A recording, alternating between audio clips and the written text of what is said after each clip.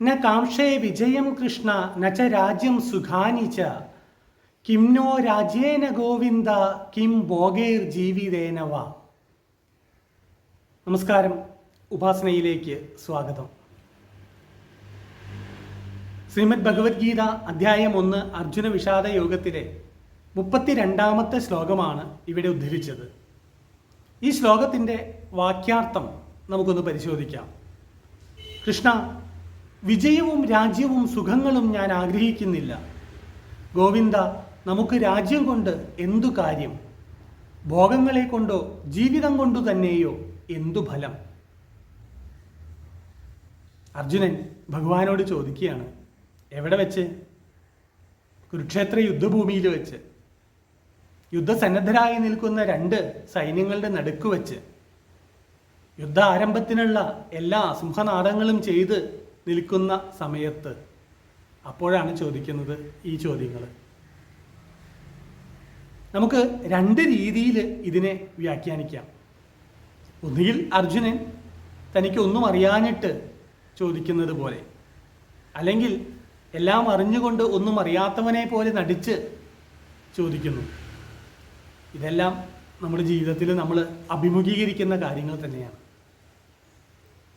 ഒരു ഭൗതിക ജീവിതത്തെ സ്വീകരിച്ച വ്യക്തിയെ സംബന്ധിച്ചിടത്തോളം ആ വ്യക്തിയുടെ എല്ലാ ഭൗതിക അവസ്ഥകളും, അതായത് ധനം, ബന്ധങ്ങൾ, മറ്റു ജീവിത സാഹചര്യങ്ങൾ എല്ലാം തന്നെ ഒരു ഭൗതിക ജീവിതത്തിന് അത്യന്താപേക്ഷിതമാണ്.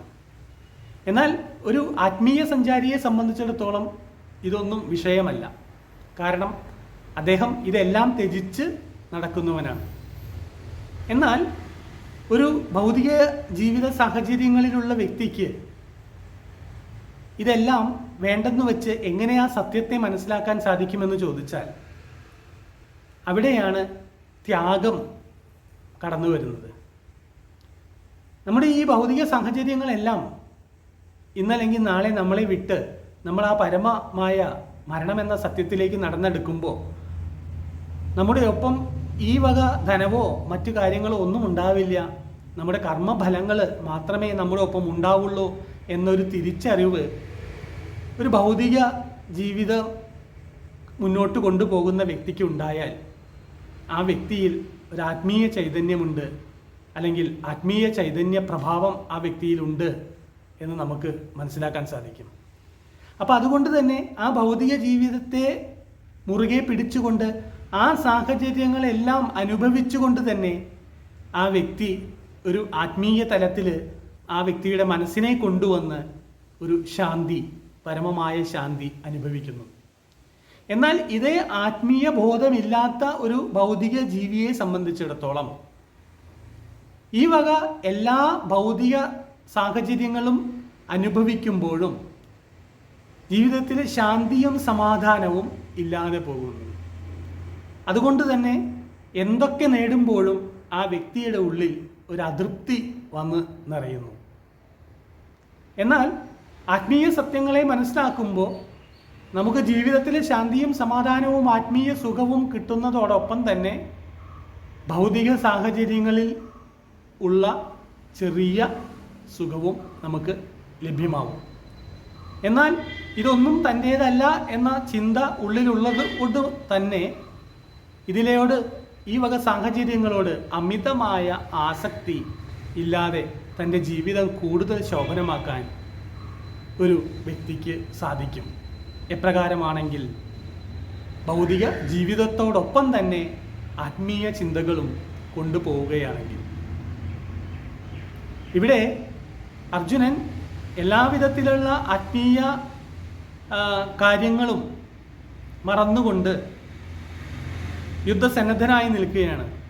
ആ യുദ്ധഭൂമിയിലാണ് പെട്ടെന്ന് അദ്ദേഹത്തിന് ഒരു ബോധമുണ്ടാവുന്നത്. ഞാൻ എന്തിനാണ് എൻ്റെ വേണ്ടപ്പെട്ടവരെ കൊല്ലുന്നത്? ഇതെല്ലാം ഇല്ലാതെയായി കഴിഞ്ഞാൽ പിതാമഹനും ഗുരുക്കന്മാരും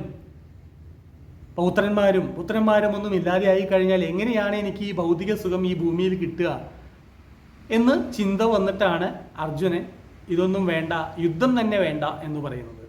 പക്ഷെ അവിടെ സംഭവിക്കുന്നത് കർമ്മത്തിൽ നിന്നുള്ള ഒളിച്ചോട്ടമാണ്. അങ്ങനെ കർമ്മത്തിൽ നിന്ന് ഒളിച്ചോടുമ്പോഴും ആ വ്യക്തിക്ക് പരമമായ ശാന്തി ലഭിക്കാതെ വരുന്നു. അപ്പൊ ഇവിടെ യുദ്ധം വേണ്ട എന്ന് വെച്ച് അർജുനൻ പിന്തിരിഞ്ഞു പോയാലും അർജുനൻ ആഗ്രഹിക്കുന്ന ശാന്തി ലഭിക്കില്ല. അതിനേക്കാൾ നല്ലത് ആ കർമ്മം, തന്നെ നിക്ഷിപ്തമായിരിക്കുന്ന ആ കർമ്മം ചെയ്യുക, അത് ചെയ്യുമ്പോൾ കിട്ടുന്ന സുഖം, അല്ലെങ്കിൽ അത് ചെയ്യുന്നതിലൂടെ കിട്ടുന്ന നന്മ ആസ്വദിക്കുക എന്നുള്ളത് മാത്രമാണ്. അതുകൊണ്ടാണ് ഭഗവാൻ ഇവിടെ യുദ്ധം ചെയ്യാൻ വേണ്ടി അർജുനനെ പ്രോത്സാഹിപ്പിക്കുന്നത്.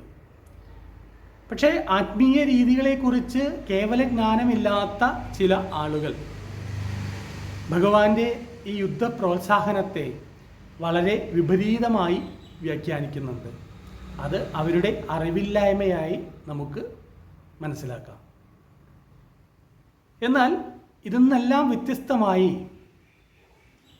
ഈ രണ്ട് ജീവിത സാഹചര്യങ്ങളും, അതായത് ഭൗതികവും ആത്മീയവുമായ രണ്ട് ജീവിത സാഹചര്യങ്ങളും ഒരുമിച്ച് കൊണ്ടുപോകാൻ സാധിക്കുന്ന ഒരു വ്യക്തിയെ സംബന്ധിച്ചിടത്തോളം ഈ ലോകത്തിലെ സാധാരണ ജീവിതം എന്നുള്ളത് ഏറ്റവും സുഖകരമായി പരിണമിക്കും. കാരണം താൻ ചെയ്യുന്ന പ്രവൃത്തികളെല്ലാം ആ വ്യക്തി ഭഗവാനിൽ സമർപ്പിക്കുന്നു. അതോടൊപ്പം തന്നെ തനിക്കുള്ള സുഖവും ദുഃഖവുമെല്ലാം ഭഗവത് പ്രസാദമായി സ്വീകരിക്കുന്നു. ഇങ്ങനെ ഒരു സാധാരണ വ്യക്തിയുടെ ജീവിത നിലവാരം ഏറ്റവും കൂടുതൽ ഉയർന്ന തലങ്ങളിലേക്ക് എത്തിക്കുന്ന വിധത്തിലുള്ള ഒരു ഉപദേശമാണ് ഭഗവാൻ ഈ ശ്ലോകങ്ങളിൽ കൂടി ഒക്കെയും സാധാരണക്കാരായ നമുക്ക് തരുന്നത്. അതുതന്നെയാണ് ഭഗവത്ഗീത പഠനം കൊണ്ട് ഒരു സാധാരണ വ്യക്തിക്ക് ഉണ്ടാകുന്ന നേട്ടവും. എല്ലാവർക്കും നന്ദി, നമസ്കാരം.